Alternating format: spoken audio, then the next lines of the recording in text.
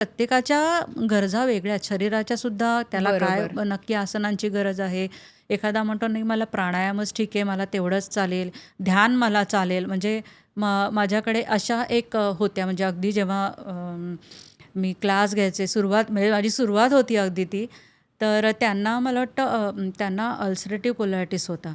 हं, आणि त्यामुळे ठीक आहे आसनं मला आवडतात, पण ना मला ध्यान पण खूप आवडतं. हं, तर आणि त्यांना मग ध्यानाच्या अनुषंगाने काही सूचना आपण जसं म्हणतो, जसं तुम्ही हं. म्हटलं मॅनिफेस्टेशन, की त्या सूचना. कारण मला प्रश्न तेव्हा होता, की ह्यांना मी काय असं सूचना करू? कारण त्या मोठ्या होत्या वयानं आणि मग कधी-कधी ते समोरच्याला आवडेलच असा काही हे हो, नसतो. तर मग बरोबर. ती ध्यानाच्याद्वारे मग मी त्यांना अशा काही एक आपण म्हणूया ना हं, काही सूचना आपण म्हणूयात, हं. की त्या ध्यानाच्या पॉझिटिव्ह थॉट्स येस, पॉझिटिव्ह बरोबर आहे. थॉट्स त्या द्यायला लागले. हं, आणि त्यांनी मला जवळ-जवळ 2 का 3 महिन्यांनी हा रिपोर्ट दिला, की माझं रक्त जे मला जात होतं ते हं, जाणं थांबलं म्हणे माझं. हं, म्हणजे इतक्या या गोष्टी परिणामकारक आपण जे म्हणतो ना, ते काम नक्कीच या करू शकतात. हं, आणि आत्ताच एक हा जो माझा मागच्या वर्षी पेरिमेनोपॉजवर एक म्हणजे हं, झाला माझा पी-एच-डी त्याच्यावर हं, असल्यामुळे 3 महिने मी जवळ-जवळ 50-60 जणींचा योगवर्ग घेतला हं. पेरिमेनोपॉजच्या अनुषंगाने. बरं.